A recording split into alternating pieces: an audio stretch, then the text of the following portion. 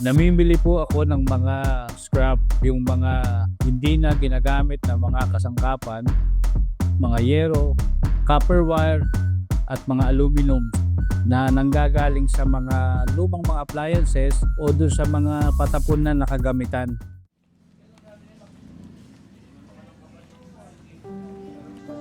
Dumating ang pagkakataon po na yung pong pangalawa ko pong anak si PBAs, di na siya makahinga. Nag-iitim na yung kanyang labi, yung kanyang mga kuko. Natakot po kaming mag-asawa.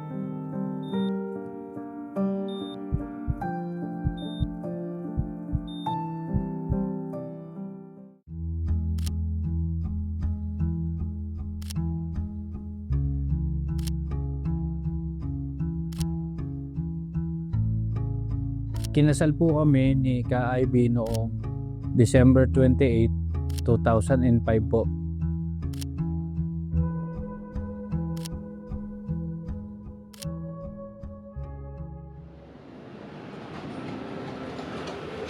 Ang aming mga anak, 4 po sila. Pangarap ko po, yung aking mga anak po makapagtapos lahat sila ng pag-aaral. Ang akin pong hanap buhay ay sa mga scrap o junk shop business po. Namimili po ako ng mga scrap, yung mga hindi na ginagamit na mga kasangkapan, mga yero, copper wire, at mga aluminum na nanggagaling sa mga lumang mga appliances o doon sa mga patapon na nakagamitan. Yun ang pinili ko na hanap buhay para yung aking panahon ay sarili ko. Madali ako na makakatupad bilang diakono po.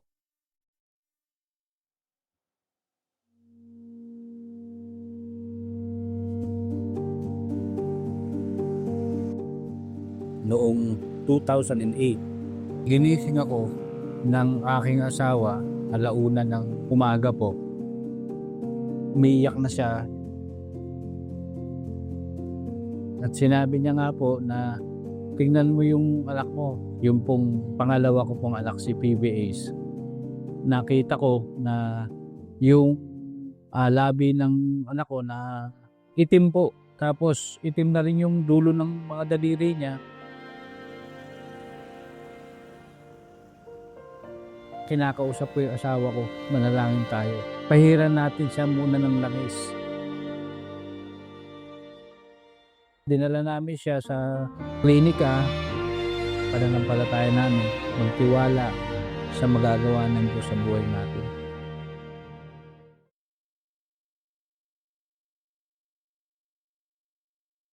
Sabi ng ating Panginoong Kristo, dapat anya nating mapagtanto, maunawaan natin na nasa Kanya lamang ang ating kapayapaan at kaligayahang kailangan natin sa ating buhay. Sino ang ayaw nun? Lalo na sa panahong ito. Napakabigat ng pagdadala ng buhay. Matitindi ang suliranin, laganap ang kahirapan. Dumarating din ang mabigat na karamdaman. Di ba't kailangan natin ang kapayapaan? Di ba't kailangan natin ang kaligayahan? Pero kanino po natin ito matatamo? Sa ating Panginoong Kristo. Ang sabi ng ating Panginoong Kristo, napagtagumpayan ko na ang daigdig. Kaya niya itinuturo sa atin na kinakailangan hindi tayo matakot. Ano man ang ating masagupa. Sapagkat siyang tutulong sa atin para tayo makalampas sa lahat ng yan at para tayo ay magtagumpay. Sinabi nga na meron siyang tuberculosis na pambata. Sa pag-undergo niya po sa gamutan sa loob ng 3 buwan, hindi pa rin siya gumaling sa sinasabi nilang tuberculosis. Kapag ka po siya ay inatake nung kanyang sakit, ay hindi siya makahinga. Paulit-ulit yung kanyang karanasan na maghihirapan siyang huminga, dadalhin namin siya sa klinika. Ando to sa school, palitan kami ng asawa ko, ihatid siya sa school, babantayan siya hanggang sa mag-uwian dahil nga dun sa kanyang sakit. Taong 2017, 10 taon na po ang aming anak na si PBH. Dininig na ng Diyos ang aming mga pagpapanata patungkol po sa sakit ng aming anak. Ginamit niya pong kasangkapan isang doktora. Sa kanya pong pagsusuri, sinabi niya po sa amin, parang ang sakit ng anak ninyo ay Wolff-Parkinson-White. Kailangan po ninyong maipacheck ang ECG para lubos nating mapatunayan na ang sakit ni Phoebe ay Wolff-Parkinson-White. Ayon sa pag-aaral, ay very rare na sakit. Yung sakit na yon na isang ugat na nasa puso po, malapit sa main artery, dinadaanan ng kuryente. Nagdudulot po na pagpalpitate o yung pagtimok ng mabilis ng puso ng anak namin, at doon na nga hindi siya makakahinga. Lumabas ang resulta ng ECG, tama po ang pagsusuri na meron siyang Wolff-Parkinson-White.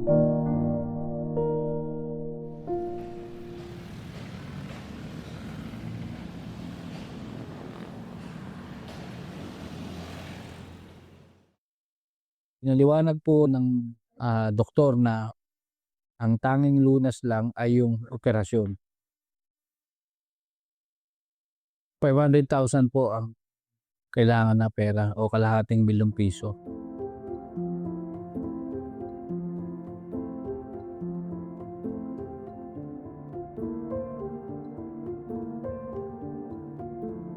Pinagdagan ko po ang oras na aking ginugugol sa aking pangangalakal.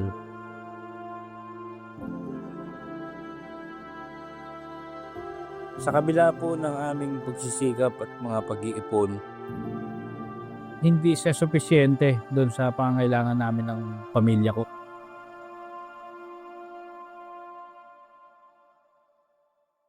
Kinakausap ko yung asawa ko na kahit po tayo ay mahirap lang, kahit na tayo ay hindi kayang magpagamot, huwag pong mag-aalinlangan sa magagawa po ng Diyos sa buhay natin.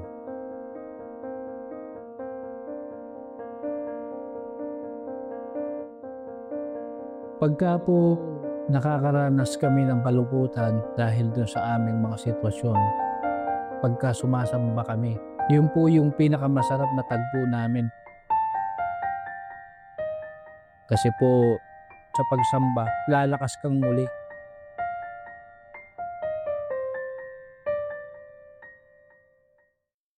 Meron din pala tayong baluti na galing sa ating Panginoong Diyos. Na araw ang dapat nating gawin, kinakailangan natin isuot yung lahat. Yung pala ang dapat nating maging armas at proteksyon. Alin daw? Yung mabuting balita. Alin ba yung mabuting balita, mga kapatid? Yung mga salita ng Diyos na nakasulat sa Biblia. Kaya pagka tayo sumasamba, dapat inuunawa nating mabuti yung mga katotohanang itinuturo sa atin. Para nang sa ganoon, magamit natin yung mga katotohanan yon laban sa ating kaaway. Hindi siya magwawagi sa atin. Dapat mapagtiwala tayo sa Diyos. Yan po kasi ang magkakaroon ng lakas ng loob para labanan ang lahat ng uri ng kasamaan, lahat ng uri ng pakana ng dyablo, at ang iba't ibang mga bagay na nagaganap pa dito sa mundong ito.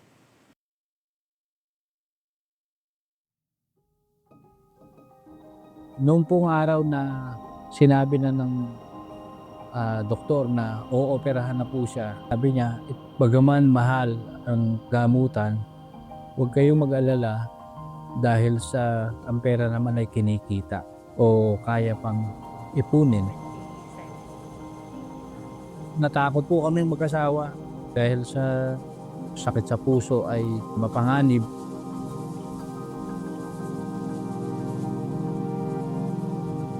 Ang Diyos naman talaga may-ari ng buhay. Ang loloobin niya yun, pagkakataon yun na mabuhay pa yung anak namin, mangyayari.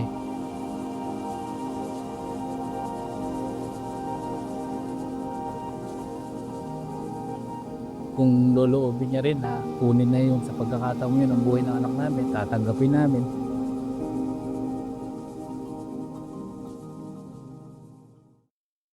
Ang sabi sa atin ng Biblia, meron anyang isa na kasama natin. Ang Diyos natin ang makikipaglaban para sa atin sa lahat ng panganib, suliranin, anumang uri ng mga pangangailangan sa buhay na ito. Siya lang ang tanging makatutulong sa atin.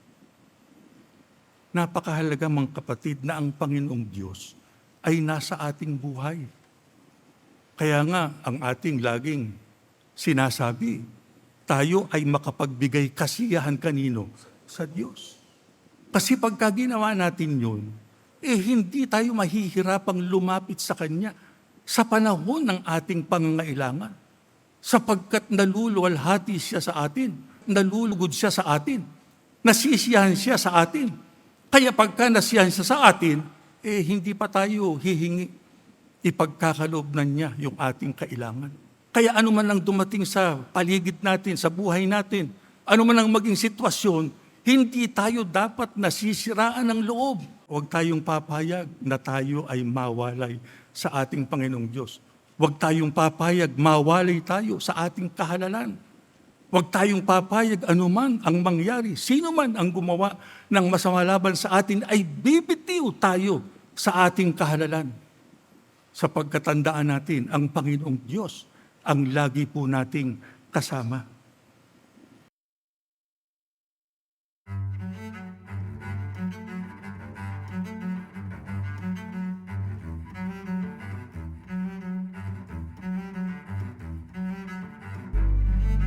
Kinaumagahan po, lumabas po agad yung doktor na nag-opera sa kanya. Sinabi doon sa asawa ko na successful ang operasyon.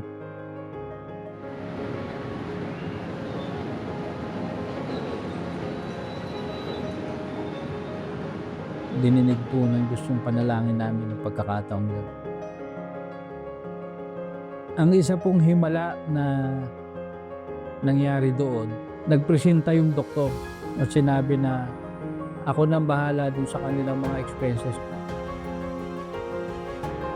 Papatunayan namin na kahit na maraming problema, pagka ipinanalangin o sinabi mo yun sa Diyos sa pagsamba, gagaan at lalakas kang muli.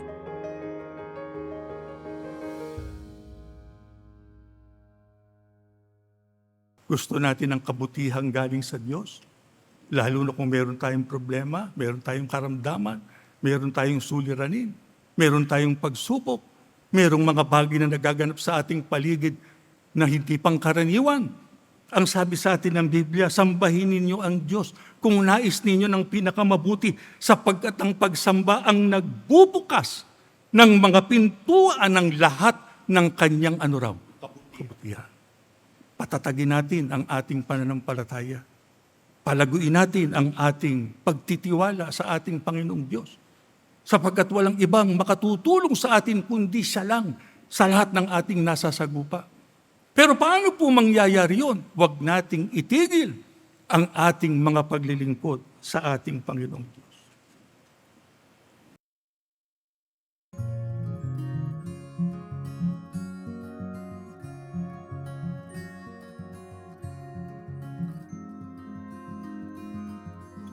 Masaya po kami ng asawa ko sa aming mga anak.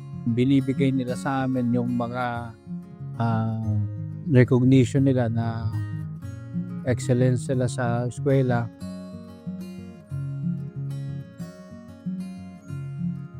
Ang asawa ko po ay titinda siya ng mga lutong ulap.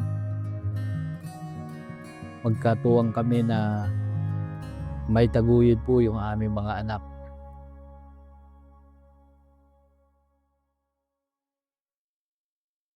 Ako po ay pangatlong Pangulong Diakono po sa lokal po ng Veterans Village 2. Yung pong panganay po si Irvine, tungkulin niya po Pangulong Binhi, TSB, kalihim sa ilaw, at may tungkulin po siya sa PNK Kagawad. Si PBA, mga awit po. Yun naman pong si Leville ay mga awit din po. At yung si Philip Jr. po, kagawad po siya sa PNK. Maglilinis po kami ng kapilya sama-sama at saka po kami mananalangin. Ang panalangin po namin lagi sa aming panata, kahit na mahirap ang kalagayan ng buhay, patuloy naming magampanan ang aming mga tungkulin. Yun po ang ipinakikita namin sa aming mga anak. At kaya po sila din ay masiglang mga may tungkulin. Nakakatuwa po bilang mga magulang dahil sa nakikita namin na matibay po, matatagal kanilang pananampalataya. Ang aming goal talaga ang talaga kami sa aming pagka-Iglesia ni Cristo at manahin namin yung pangako, yung bayang banal.